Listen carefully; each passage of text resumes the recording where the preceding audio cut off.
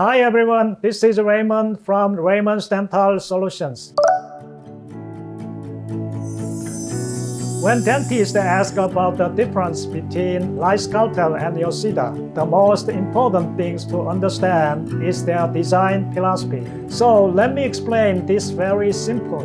Both LightScalpel and Yoshida are CO2 lasers, but they are designed around very different priorities. LightScalpel focuses on convenience. It uses a hollow fiber, offers many presets, and is easy to position and move. That flexibility can be helpful, but it also requires daily calibration, fiber replacement, and ongoing service attention. Yoshida takes a different approach. It focuses on optical physics and mechanical stability. The articulated arm keeps the beam straight and coherent, resulting in a smaller, more concentrated spot and very predictable tissue response.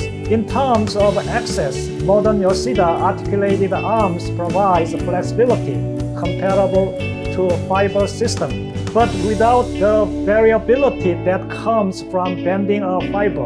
Another important difference is visibility. Yoshida uses a green aiming beam, which is much easier to see in the red dominant oral environment, allowing you to confirm the focal point before firing. LightScalpel intentionally omits an aiming beam and relies on proximity and hand-eye coordination.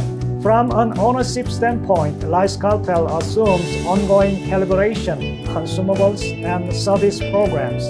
Yoshida is designed to minimize those variables, no daily calibration, almost zero consumables, and really low, almost zero maintenance energy. So the real question is not which laser has more features, but which lasers lets you focus on dentistry instead of managing the laser. That's the difference between LightScalpel and Yoshida.